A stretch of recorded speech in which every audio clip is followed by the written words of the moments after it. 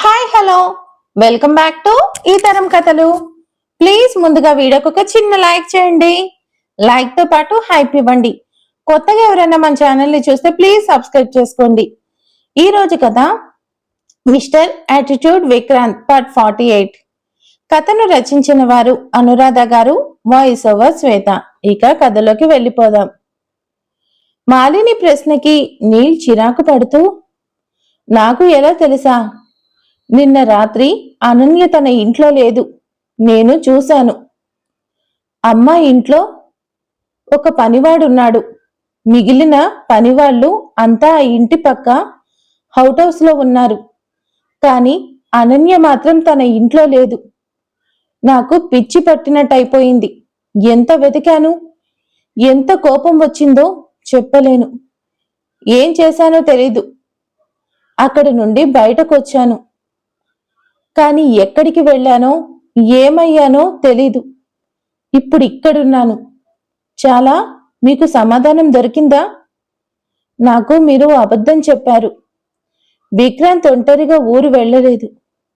వాడితో అనన్య ఉంది. అనన్యకి నేనంటే భయం పోయింది.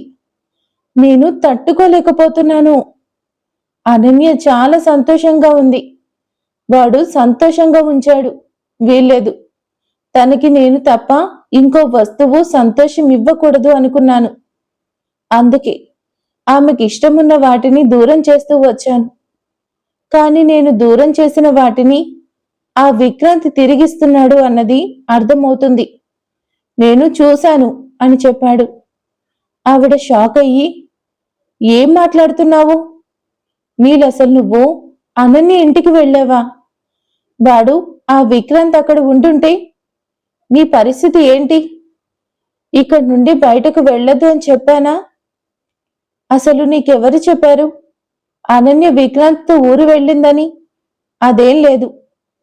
ఆమెడి ఎక్కడ ఉందో నాకు తెలుసు. సదానందం చెప్పాడు. విక్రాంత్ తనని తన ఇంట్లో పెట్టాడు. నువ్వు మళ్ళీ అటాక్ చేసే అవకాశం ఉందని జాగ్రత్త పడ్డాడు. ఒకవేళ నువ్వు తన కోసం ఇదిగో ఇలాగే ఆమె ఇంట్లోకి వెళితే నీ సంగతి చూడాలని ప్లాన్ చేశాడు అనుకున్నాను. నీకు విషయం ముందే చెప్తే నువ్వు ఊరుకోవు, పెద్ద గొడవే చేస్తావు. అందుకే చెప్పలేదు. కానీ నేను తప్పు చేశానని అర్థమైంది. నువ్వు చాలా పెద్ద తప్పు చేశావు. ప్లీజ్ ఇలా వద్దు.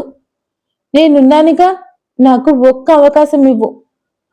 ఇన్నేళ్లుగా నువ్వు సాధించలేని అనన్యని నీ దగ్గరికి చేర్చి పూచి నాది అని చెప్పింది. నీల్ రగిలిపోతూ, ఎలా చేరుస్తారు మీరు? వాడు ఎగరేసుకుపోయాడు అనుకున్నాను. ఇదంతా ఇలాగే జరుగుతుంది అని అంటూ అతడి చేతిలో ఉన్న వీడియో చూపించాడు. ఆ ఫోన్ తులసి గారిది. అది చూసి మాలిని షాక్ అయింది. అనన్య సదానందం కూతురితో కలిసి లాన్లో కుక్కపిల్లతో ఆడుకుంటూ పరుగులు పెడుతూ కనిపించింది. అసలు ఏం జరిగిందంటే, ఆ వీడియో తులసి గారికి ఎఫ్ఎం పంపించాడు. అనన్య ఎంతో సంతోషంగా ఉందో ఆవిడ్ని చూడమని, ఆవిడ సంతోషపడుతుంది అనుకొని పంపించాడు. ఎఫ్ఎం ఆ వీడియో పంపించిన దగ్గర నుండి ఆవిడ చాలా ఆనందపడ్డారు. అనన్యలో మార్పు వస్తుంది. తండ్రి దూరమైనా ఆమెకు తోడుగా విక్రాంత్ ఉన్నాడు. ఆమెని సంతోషంగా ఉంచుతాడు అనే నమ్మకం ఆవిడకి ఏర్పడింది. రాత్రి భోజనం చేసి వచ్చి ఆవిడ మరోసారి కూతురు సంతోషం సరదా చూడాలి అనుకుని ఆ వీడియో ఆన్ చేసి చూస్తూ సంతోషపడుతుంది. అదే సమయంలో ఆ నీల్ ఆవిడ ముందుకొచ్చాడు. వెనక నుండి ఎవరో వచ్చి నిలుచున్నారు అనిపించింది. తులసి గారు వెనక్కి తిరిగి చూశారు. చూడబోతే ఎవరో వ్యక్తి కనిపించాడు. అతన్ని ఇదే మొదటిసారి చూస్తుంది. తులసి గారు కంగారు పడ్డారు. గట్టిగా అరిచి చేతిలో మొబైల్ కింద పడేశారు. అంతే, నీల్ క్యాచ్ పట్టాడు. మొబైల్లో దృశ్యం నీల్ కంటపడింది. అతడు ఆ మొబైల్ చేత పుచ్చుకొని ఆ వీడియో చూస్తూ దారుణమైన విషయం కంటపడ్డట్టు ఆవేశపడుతూ ఆవిడ వైపు చూశాడు. తులసి గారు కంగారు పడ్డారు. ఏయ్, ఎవరు నువ్వు? నువ్వు లోపలికి ఎలా వచ్చావు? సెక్యూరిటీ గోపి అని పిలుస్తూ భయంగా కేకలు వేశారు. నీల్ ఆవేశం కంట్రోల్ తప్పింది. అందుకే సీరియస్ అవుతూ అనన్య ఎక్కడా అని అడిగాడు. ఆవిడ షాక్ అయింది. ఎవరు నువ్వు? మా అమ్మాయితో నీకేంటి పని? బయటికి పో, లేదా పోలీసుల్ని పిలుస్తాను అని వార్నింగ్ ఇచ్చింది. నీల్ చిరాకు పడుతూ నాకు కోపం తెప్పించే పని పెట్టుకోద్దాంటీ, అనన్య ఎక్కడ చెప్పండి అంటూ ఆవిడ మీదకు వెళ్తుంటే తులసి గారు అతన్ని తప్పించుకునే ప్రయత్నం చేశారు. నీల్ ఆవిడతో అనవసరం అనుకుని చేతిలో ఉన్న ఒక పవర్ఫుల్ స్ప్రే ఆవిడ మీద స్ప్రెడ్ చేశాడు. అంతే, ఆవిడ అక్కడికక్కడే స్పృహ కోల్పోయి బెడ్ మీద పడ్డారు. నీల్ ఆవిడ్ని నార్మల్ గా పడుతున్నట్టు సెట్ చేసి గది డోర్ దగ్గరికి వేసి బయటకు వచ్చాడు. అతడు లోపలికి వచ్చే ముందు కిచెన్ వైపు గోపి వెళ్తూ కనిపించాడు. అతడి డిస్టర్బ్ లేకుండా నీల్ ముందుగా అతన్ని మత్తులోకి పంపించేసి అక్కడే పడిపోయేలా చేశాడు. ఇంటి గేటు దాటే ప్రయత్నం చెయ్యలేదు. వెనక నుండి దొంగతనంగా వచ్చాడు, అందుకే బయట సెక్యూరిటీ చూడలేదు. ఇంకా తనకి అడ్డే లేదు అనుకున్నాడు. ఒక్కో రూమ్ చెక్ చేస్తూ అనన్య కోసం వెతికాడు. అతడికి ఒక రూమ్ అనన్య రూమ్ అన్నట్టు అర్థమైంది. అందులో ఆమె బట్టలు, వాల్ ఫోటో ఫ్రేమ్ కనిపించాయి. అర్థమైంది, అనన్య ఇంట్లో లేదు. తెలివిగా విక్రాంత్ ఆమెను తన వద్ద ఉండేలా చేశాడు అని పిచ్చి పట్టినట్టు అయిపోయాడు. నిజానికి ఆ సమయంలో అనన్య అక్కడ ఉండి ఉంటే ఆమె జీవితం నాశనం చేసేవాడు. నీల్ ఆవేశంతో బయటకు వచ్చాడు. కారు ఎంతో ఫాస్ట్గా నడుపుతున్నాడు. అనన్య వద్ద కుక్కపిల్ల ఉంది. అది గతంలో తన కారు కింద పడి చచ్చిన కుక్కపిల్ల అన్నట్టు కనిపించింది. నీలికి పిచ్చి పట్టేలా అయిపోయింది. వీల్లేదు, ఒప్పుకోను. అనన్య నీకు నేనే అన్నీ అవ్వాలి. వాడు ఆ విక్రాంత్ నువ్వు దూరం చేసుకున్న వాటిని నీకు తిరిగిచ్చే ప్రయత్నం చేస్తున్నాడు. అంటే వాడు నిన్ను సొంతం చేసుకోవాలని చూస్తున్నాడు. వాణ్ణి ఊరికే వదిలిపెట్టను అని రగిలిపోతూ మాలిని ఇల్లు చేరుకున్నాడు. నీల ఆవిడతో జరిగిందంతా చెప్పాడు.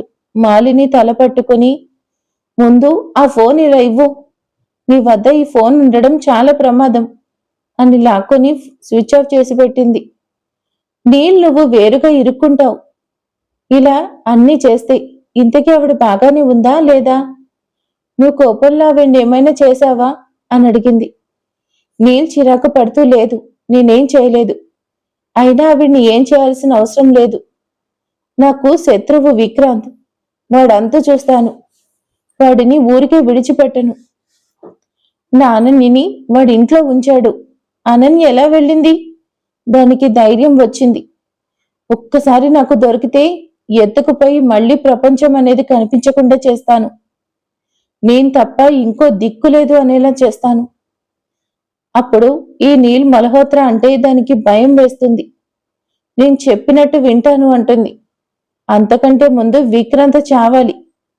వాడింక బ్రతికే అర్హత లేదు. వాడుంటే అనన్య నాకు దక్కదు అని అరుస్తూ చెప్తూ ఉంటే మాలిని నవ్వుతూ, నీల్, నీ ఆవేశం నచ్చింది నాకు. విక్రాంత్ చావు చూడాలని సంతోషపడుతున్నా. వాడు చావు చూసే కంటే ఓటమి చూడు, మరింత సంతోషంగా ఉంటుంది. వాడు చూస్తుండగా అనన్య నీకు సొంతమైతే, నిన్ను పెళ్లి చేసుకుంటే వాడేమైపోతాడో కదా. నువ్వు నీ చేత్తో వాణ్ణి చంపాల్సిన పని లేదు. వాడే అనన్య దక్కక చేస్తాడు. అప్పుడు నువ్వు అనన్యతో సుఖంగా ఉంటావు. నేను నీ కోరిక నెరవేరేలా చేస్తాను అని నమ్మకంగా చెప్పింది. నీల్ మల్హోత్రా ఆవిడ అంత నమ్మకంగా ఎలా చెప్తుందో అర్థం కానట్టు చూశాడు. ఆవిడ రక్తం చిమ్ముతున్న అతడి చెయ్యి పట్టుకొని, నా మాట నమ్ము. నేను తలుచుకుంటే శివుడి చెంత ఉన్నది నంది కాదు, పంది అని నమ్మించగలను. రాముడు లాంటి విక్రాంతిని రావణుడు అనేలా, రావణుడు లాంటి నీల్ మల్హోత్రాని రాముడు అని నమ్మేలా చేయగల టాలెంట్ నాకుంది. ఇన్నేళ్లు ఓపిక పట్టావు, కొద్ది రోజులు ఓపిక పట్టు, రెస్ట్ తీసుకో. నేను అనన్య ఇంటి పరిస్థితి ఏంటో తెలుసుకుంటాను. ఈ ఫోన్ ఎక్కడ వదిలేసి రావాలో నేను చూస్తాను అని అతన్ని రెస్ట్ తీసుకోమని చెప్పి బయటకొచ్చింది. సదానందుని పిలిచి విషయం చెప్పింది. అనన్య తల్లి పొజిషన్ ఏంటో తెలుసుకో. ఆవిడ మొబైల్ నెమ్మదిగా ఆవిడ ఇల్లు చేరుకోవాలి. నీల్ వచ్చినట్టు, ఆవిడ మీద అటాక్ జరిగినట్టు ఎవరికి తెలియకూడదు అని ఫోన్ ఇచ్చి పంపింది. సదానందం కూతురు అనన్యని తీసుకొని బాలు హడావిడిగా ఎక్కడికో వెళ్ళాడు అన్న విషయం చెప్పింది. అంతే. అతడికి అనుమానం వచ్చింది. ఏం జరిగిందని ఆలోచిస్తూ అనన్య వాళ్ళ ఇంటి దగ్గరికి వెళ్ళాడు. చూడబోతే అనన్య వాళ్ళ మదర్ని అంబులెన్స్ ఎక్కిస్తూ కనిపించింది. కొంప మునిగింది. ఈ నీల్ సైకో ఆవిడనేదో చేసినట్టున్నాడు అని అర్థం చేసుకుని నెమ్మదిగా అక్కడి నుండి పక్కకు తప్పుకొని తులసి గారి ఫోన్ ఆ చుట్టుపక్కల పరిసరాల్లో పడేసి వచ్చాడు. తెలివిగా ఆ మొబైల్ మీద ఫింగర్ ప్రింట్స్ లేకుండా జాగ్రత్త పడ్డాడు. ప్రస్తుతం తులసి గారి హెల్త్ బాగుంది. ఆవిడకేమీ కాలేదని డాక్టర్స్ చెప్పారు. కానీ మాలినికి ఇంకా ఆ న్యూస్ చేరలేదు. సదానందం చెప్పిన ఇన్ఫర్మేషన్ తులసి గారిని అంబులెన్స్ ఎక్కిస్తూ ఉన్నట్టు, ఆవిడకి ఏదో జరిగినట్టు చెప్పాడు. అంతే. ఆవిడ టెన్షన్ ఎక్కువైంది. ఇప్పుడు నీళ్ళు ఇరుక్కునేలా ఉన్నాడు. ఏం జరుగుతుంది అని ఎదురు చూస్తూ ఉన్నారు. ఆ విషయం నీలికి తెలియలేదు. డాక్టర్ విక్రాంతిని పిలిచి కూర్చోమని చెప్పారు. అతడు కాస్త టెన్షన్ పడుతూనే వచ్చి కూర్చున్నాడు. డాక్టర్ చెప్పారు, ఆవిడ మీద ఎవరు అటాక్ చేశారు, చాలా పవర్ఫుల్ స్ప్రెడ్ చేశారు, ఎక్కువ మోతాదు విచక్షణ లేకుండా ఫేస్ మీద కొట్టారు. ఆవిడ వయసు, ఆరోగ్య పరిస్థితి ఎఫెక్ట్ ని తట్టుకోలేకపోయింది. దాదాపు ఒక రోజంతా ఆవిడికి మెలకువ రాకుండా చేసింది. మీరిక్కడికి తీసుకురావడం ఇంకాస్త ఆలస్యం చేసుంటే ఫుడ్, వాటర్ లేక ఆవిడ హార్ట్ ఫెయిల్ అయ్యేది. ట్రీట్మెంట్ లేటు చేసుంటే ఆవిడ ప్రాణం పోయేది.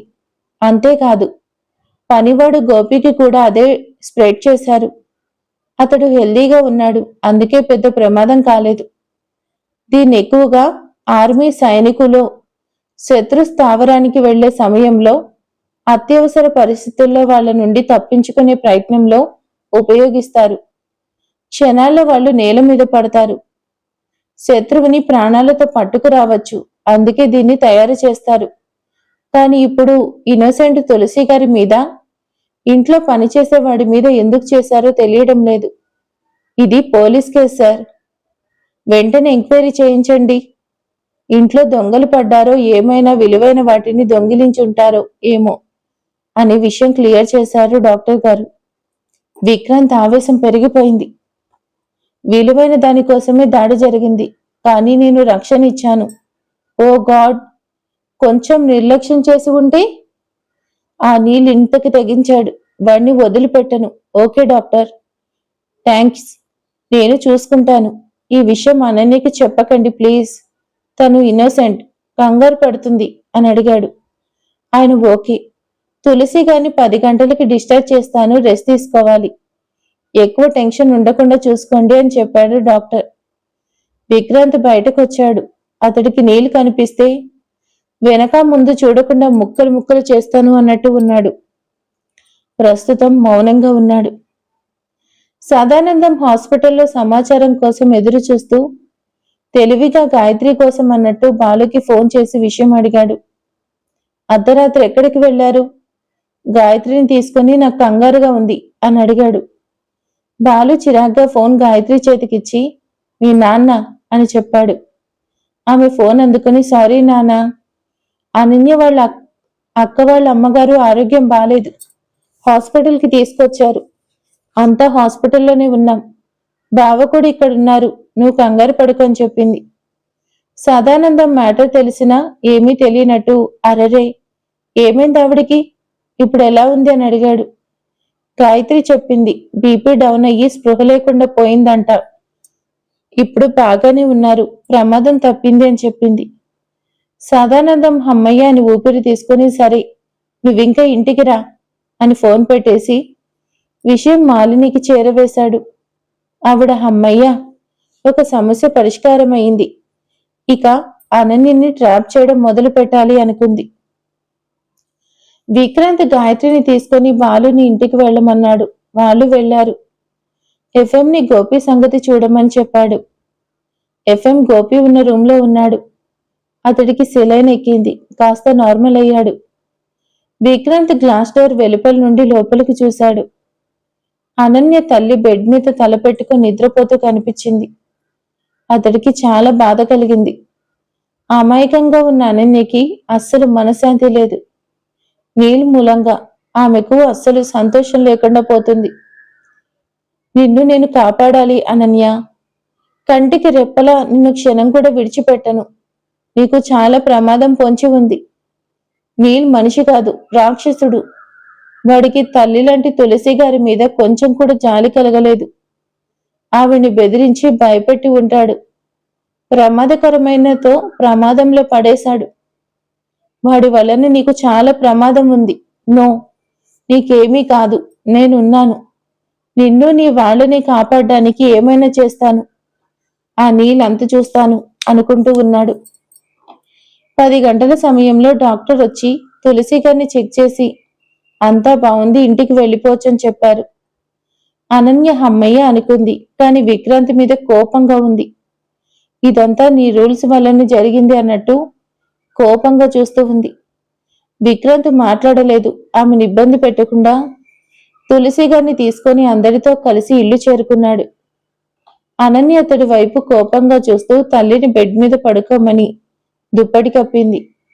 ఆవిడ కూతురు పట్టుకుని దగ్గర కూర్చోపెట్టుకుని తనకేం కాలేదు, కంగారు పడద్దని చెప్తుంటే అనన్య కన్నీళ్లు పెట్టుకుంది. నీకేమీ కాదు మామ్, నేను ఇక్కడే ఉంటాను, అందుకే నీకేమీ కాదు అని అక్కడ నిల్చొని ఉన్న విక్రాంత్ వైపు విసుగ్గా చూస్తూ, ఇక వెళ్ళండి సార్, మీ అమూల్యమైన సమయం మాకు ఇచ్చినందుకు థ్యాంక్స్.